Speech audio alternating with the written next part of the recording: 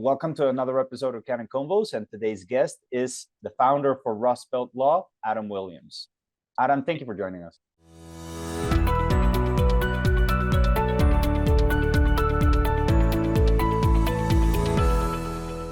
I've already mentioned that you founded this business, but I know that this is not the only type of business that you have. And I don't think it would be fair to introduce you as an attorney because you are an entrepreneur and then you're an attorney and you have tax strategy. There's a lot going on. So can you introduce yourself as a person who you know you are and the type of business that you conduct?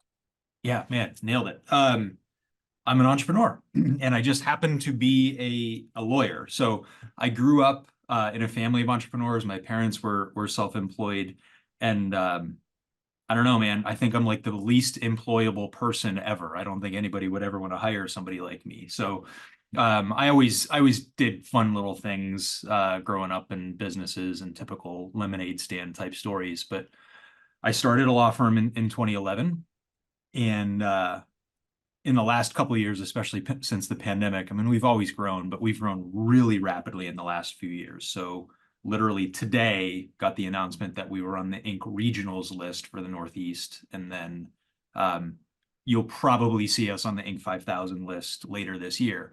So yeah, our law firm is there, and it's the foundation, and we serve entrepreneurs and help them with the issues that keep them up at night and help out startups and businesses of all shapes and sizes. But because of that experience and because of that positioning, it's a platform for a lot of other really cool stuff that we do. So we also launched a business in July called Pennywise Tax Strategies that my wife is primarily the owner and controller of. She's a CPA, and we found, working with hundreds and hundreds of law firms and business owners in general, but particularly law firms, people and business owners don't get a lot of input from their tax preparer throughout the year. Instead, they find out on April 15th how big the check is that they have to write.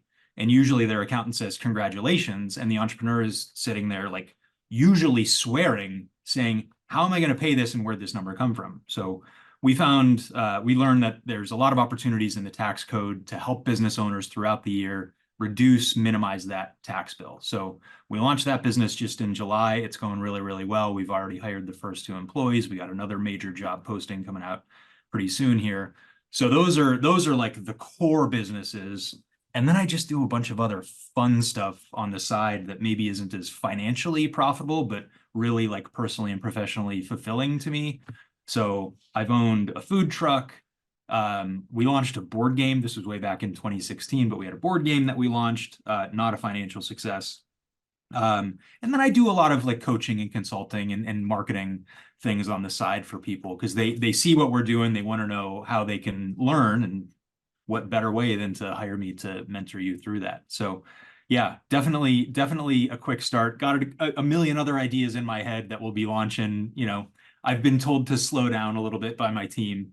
So we're planning out a little bit more now instead of just jumping off the cliff and building the plane on the way down. But that's the structure right now. Well, there's so much to unpack there. There's so much to unpack there because if we focus just on the tax aspect of this, like right now it's busy season. What's it like for you? Because you are, would it be tax advisors, but you also work, your wife is a CPA, yep. So you're consultants as well. What type of work are you doing during tax season? Because right now I imagine a lot of people are going crazy. So right now we're talking at the end of February, and people are starting to get ready to file their 2023 taxes. And the bad news is there's very little that we can do about your 2023 taxes right now.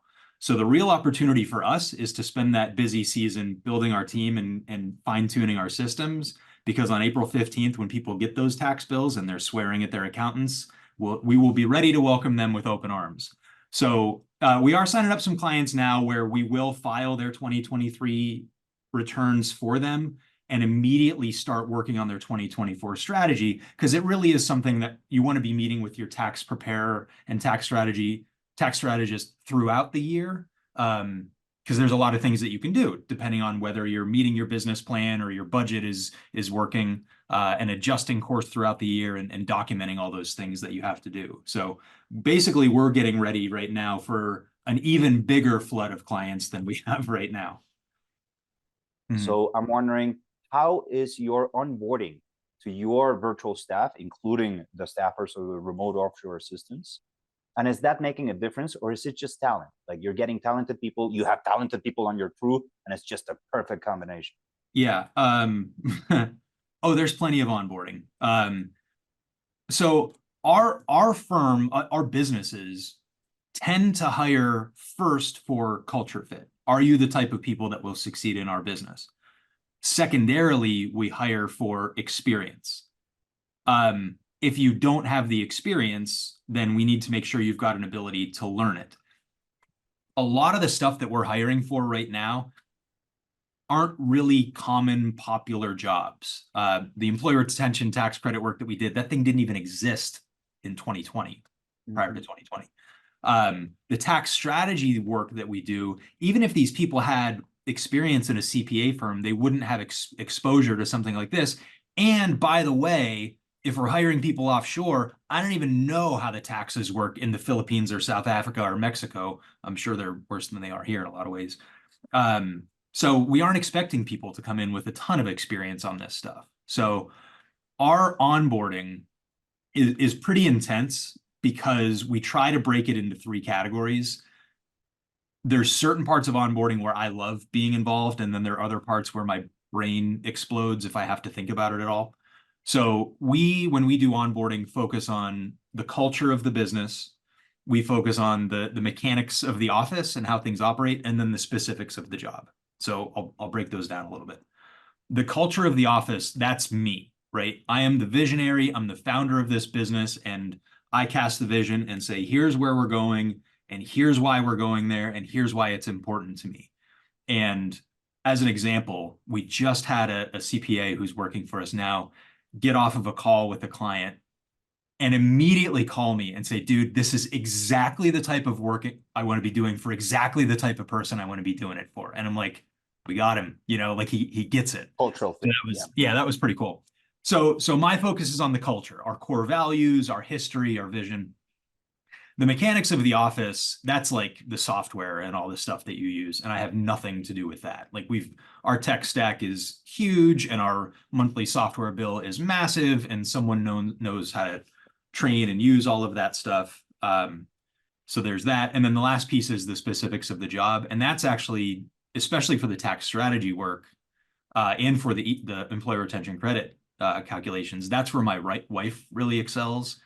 My wife has made spreadsheets that have generated millions of dollars of fees for us. Like, her brain just works like that. So she can build a tool or a system that someone of typically above average intelligence can run to produce the results in these really complex calculations. And it looks really pretty because she understands formatting and all of that stuff. So the last piece on the specifics of the job, that's fun for us because my wife is really good at building the tools, and I'm really good at explaining what we do and why we do it.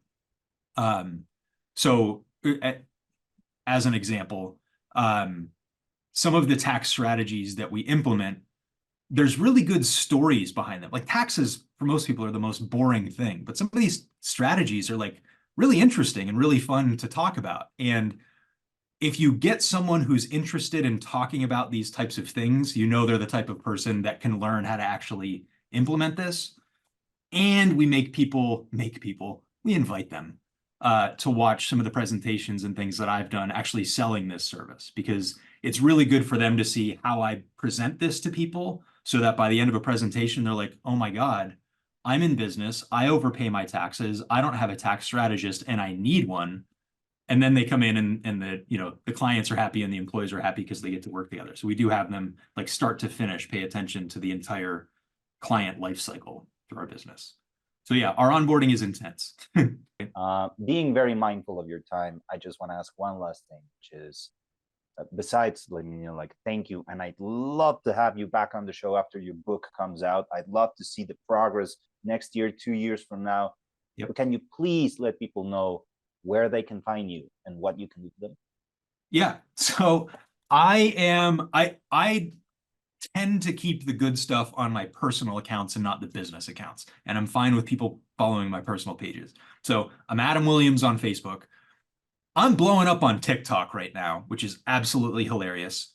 So TikTok and Instagram, my handles are Cars, Coffee, Capitalism.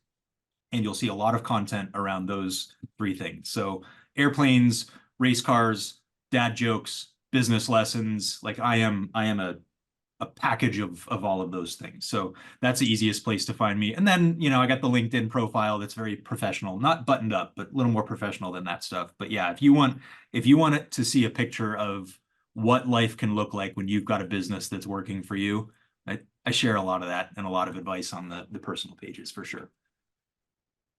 Well, thank you very much, Adam, and thank you for your time and your story. Cool. Appreciate it. Thank you.